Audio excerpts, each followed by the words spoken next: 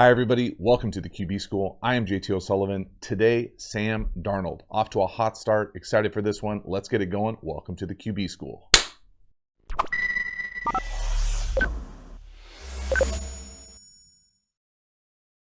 Sam Darnold, off to a hot start. First one here, 3rd and 3, up top. Little hitch or 9 stop. To me, this is just one of those ones that is a nice picture of maybe what I would consider just a little bit of the lack of ball control. Just not being able to put this thing exactly where you want to, as far as maybe you see some guys at the very, very top of the game put that thing, it looks like exactly where they want all the time, especially on these timing, kind of nobody around him type throws.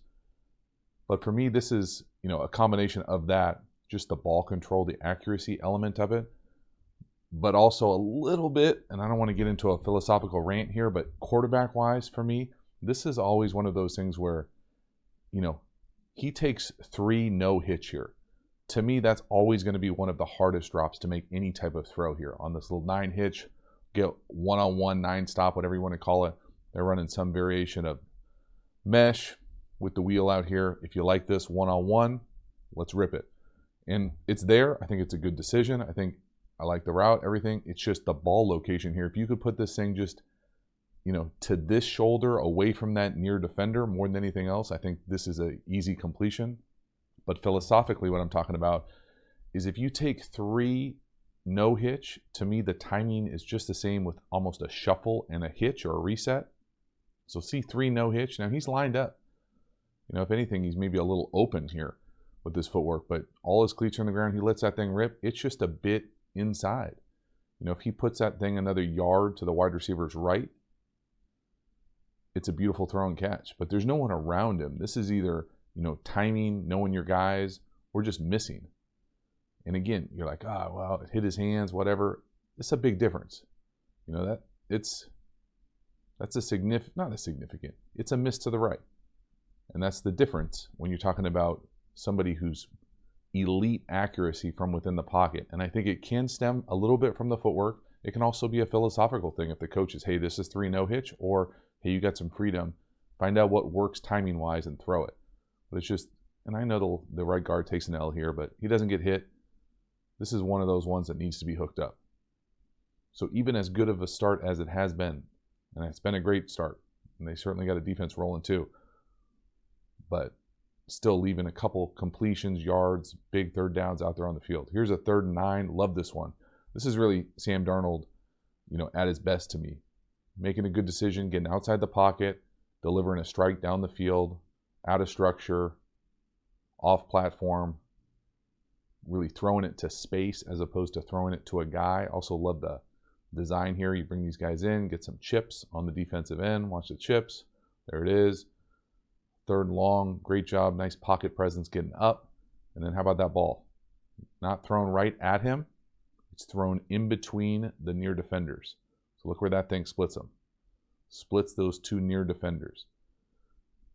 It's a beautiful job. Again, getting hit after it. Massive 3rd and 9 conversion, but just a lot of cool moving parts. So first the design. Again, you get the 2 chips on the defensive ends with the tailback tight end type. And all this is a little, what most people call like a 7 or a circus up top with 2 ends. You could make the argument that potentially he could get through this read a tick quicker and throw it to the end down here from within the pocket. I think that's fair, just timing wise. Hitch, no up top, no to the, so usually it's 1, 2, 3 with the hitches. So up top, 7, reading that corner up top on the circus or the 7. Do you like it? Give us 1 hitch. So no. Now come back down to the interior dig or in. Is that there? Probably not.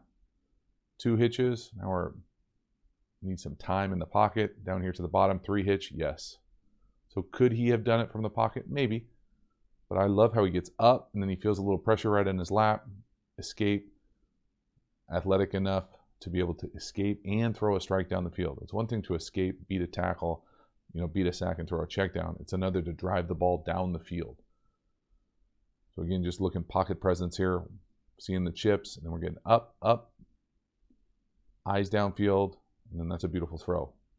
Strong arm, delivering a shot down the field. Really nice. Right here, we're getting outside the pocket. They did a great job with these nakeds and boots. Going to your left. Not an easy throw. Things I like quarterback-wise here from him. Ball handling, that offhand on his torso, getting downhill. So again, watch where he touches here. He touches past the 45 on the top of the logo, and then look where he throws it from. So 47, 48, he's getting downhill. That's one of those big coaching points. You get outside the pocket, square up your target, get downhill. Really nice. Give him full speed here. Play fake. We get that sneak from the sniffer down here at the bottom of the screen, a little sneak flat. Coming across, he's one. Could you put it on him? Maybe. Probably a catch and tackle though. Better patience, and that's a really nice ball running to your left, full speed. Again, just for quarterback fundamentals. Great fake, get depth. You can see him go 1 to 2, flat to over. Really nice. Next one here, a little 2x2. This one's on here just for the full field read. Really like him working through this read. This looks like a variation of smash to our right, his left. He says no, up in the pocket, come back, find that little in, crosser. Just a really nice job pocket presence wise, quarterback fundamentals from within the pocket. So up top, we're reading a variation of smash. Again, how they get to smash, it doesn't really matter. To me, the version of smash, anything smash is going to be corner with something in the flat. Usually when it's a condensed formation like this, they're going to run a little speed out. So reading this thing looks like one, and then they're coming back to a little crosser and a spot, or vice versa. But really, you would just read this thing one all the way across the field, 1, 2, 3, 4. But you have to be able to do it and maneuver within the pocket. So again, seeing full field reads in film is always a really nice indicator for me that a guy is feeling comfortable, trusting his protection. Again, you can see that thing develop down here to the bottom, huh? Got a little gather hitch or spot, and there it is, right over the ball, right over the middle of the field. From the back end, you can really see him go full field, up, over, there it is. One more time, you can see the timing of it. So hitch 1, 2, back to the number 3, there it is. That's how your feet are tethered to the timing of the passing game. Nice job right over the ball. On the same page, nice job finding a little soft spot in that zone. Here's a zone read with the sniffer lead. Beautiful touchdown run, great play design. Again, taking advantage of these mobile quarterbacks, especially in the red area. Now, this is not like a new concept, but we're reading the defensive end on our left, their right. So he can't be right.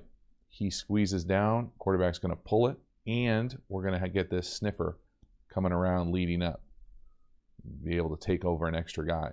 Now, they're fortunate here that they didn't hand it off because we got all sorts of issues up front, and this is not O-line school, but I will tell you that 2 of these 3 guys are probably wrong. Normally, zone, we're going to be stepping with our left foot, all working together. It looks like these 2 guys, both the defenders on the defensive line to our right, the defense's left, just spike and hit this thing, and this thing would have been a TFL if they handed off. So fortunate on a few different levels, but right here, just quarterback-wise, we're reading that C-gap defender on our left. He squeezes down, right? That's hard down. You see the shoulders turn. That's a pull read all day. The sniffer goes around him to lead up, and that's a walk-in. So one more time, reading that C-gap defender on our left, hard down, pull it. Got to have the athleticism to get around it. Now let's watch. If we would have handed it off, what happens? Yikes. Maybe he can bounce it out. Probably not. 52-97, make that play. But again, really nice job. Sam Darnold, certainly sneaky athletic. I don't know if he's sneaky athletic. He's just an athletic quarterback. To be able to run it, though, in these types of situations, just another added element. Really puts a significant amount of stress on a defense to be able to add that extra gap in the quarterback run game. Really no easy way to solve it other than going some variation of 0, and even then you got to be able to make a tackle on some of these guys in open space. Halftime, you dig the channel and you haven't already, please subscribe, hit the bell, get the notifications. It lets you know when we go live, when we put out new content. I certainly appreciate the support for the channel. Then if you are looking for even more quarterback school content, hop over to the Quarterback School Patreon community. Long form videos, exactly what it's like to be in an NFL quarterback room, that kind of detail. And then the absolute best of the best premium content for the channel. Check out the courses. Excited to drop a new course soon. Tempos, going fast and slow. Very excited about that one. Dropping soon. Again, That link is in the description. Let's keep the video going. So here's another one. I thought this was a nice throw up top to the comeback. Again, I'd love to see that wide receiver come back to the ball just a tick more. Watch that wide receiver up top. Just tight turn, come back to the ball a tick. To me, he kind of falls out of that thing. But I put this one on there because I like the throw, but I also think this is another area where you can see Sam Darnold get just a tick more comfortable. And, you know, the easy comment is always going to be ghost related. But for me, this is just about knowing the pass pro and trusting it. So they're bringing 6 or a variation of 6, and they're blocked up. But you got to have a lot of trust when you see this color flash in front of your face. So let's watch the back here. The back is coming across blocking 58 on our right, their left. But when you're playing quarterback, you see that color flash in the B gap, that's a bad feeling. So you can see the line sliding to 41, the center, left guard sliding to 90, 41, 91. That back has got to come across and blunt 58. Now, again, we can get into a philosophical talk about, I'm not a huge fan of cutting linebacker types in the backfield. It usually ends up right at the quarterback's knees. Not a good feeling. But you just got to take 3 and trust it right there. As opposed to, it looks like he kind of like mini panics, right? Like almost bails, but then he's like, oh, I'm blocked up. So if he just takes 3 and throws this comeback on rhythm, I think it's even better. Shows a little bit more polish, poise from within the pocket. But again, he's blocked up, right? 6-person protection. Blitzing 6, sort of. You know, 41 is really green dogging or coming because the back blitzes or blocks. But you can see just that, you know, this is being nitpicky. I get it. But this is a mini panic from the pocket. Oh, I got time. And he's still got the arm strength to be able to deliver a comeback on the outside. So certainly not all bad by any means. But you can see just that little fine tuning, I think, is even still available in his game. Then a really nice throw here right over the ball. Love a good in right down the hash. This is a tight window. I'm used to calling this a wrap in. Now, again, without being in the quarterback room, can't tell you what exactly the read is, but if you're going to work this wrap inside, this is one of my favorite throws in football because the ball goes right down the tracks, right down the hash. I love how they get here, too, with the little shift from the back. So they're going to come in up top here, and what they're going to do is run this kind of hitch, gather hitch, and then you run this in right behind it and wrap it in. That's not even a good drawing. It's more of like get in there and get in there as fast as you can right around the 10-yard area and then gather hitch this. And what this does is puts a real high-low on this hook defender, curl defender. So if he gets any sort of depth, you put it on the hitch. Usually he's trying to hang down, and you have this window to be able to fit this thing in there because that middle hook player hopefully is turning to the number 3. So 3, 2, 1, turning to the number 3, and it's occupied usually by some sort of seam. Whether it's a seam, corner, whatever. I think right here they have this little like seam double Indy on. So really off this player, and if this player can make this play on that wrap in, then you obviously need to come down to the field to work this thing. But this is a tight window, and the thing to pay attention to here is, besides for the timing of this throw, is this middle player, if he can get and take this thing away, you can't make the throw, but you can see right here just how tight of a window it is to throw in the NFL. It's even better from the back end here. 1, 2, 3. Again, just that little quick reset at the top. I love it. Great footwork, great base. I mean, you can't really tell how tight of a window it is from this angle, but my goodness, this thing is right down the hash, right on time. Beautiful throw and strike. From the back end here, we're reading that left linebacker. Right below he hangs to the left at all. We know we got it. Come back and rip that thing right down the hash. I mean, look at that window. He almost throws it over him.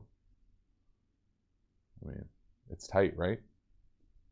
You could probably make the argument to go back to the left, but love the timing, love the decisiveness, great accuracy, really cool design as well. Again, great timing, accuracy beats good defense. One more here on the little naked. This is a big play. Defender takes a chance, doesn't get it. Get all the way down deep into the red area.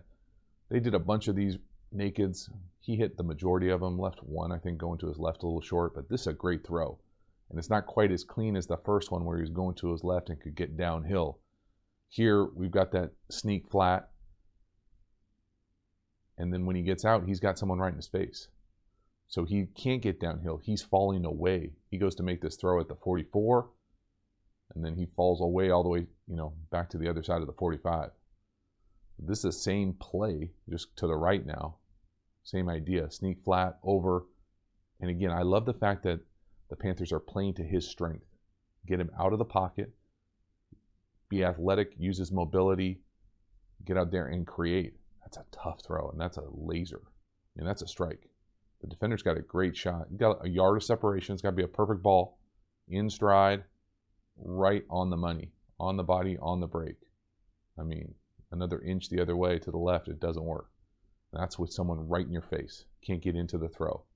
Absolute strike. Love seeing Sam Darnold playing at a high level to get this thing started. So that is a wrap. Sam Darnold playing at a really high level. Fun to see that. Fun to see how the Panthers are constructing plays to take advantage of his strengths. Again, early in the season, but still off to a great start. Let me know what you thought of the video. I will see you next time. Have a good one.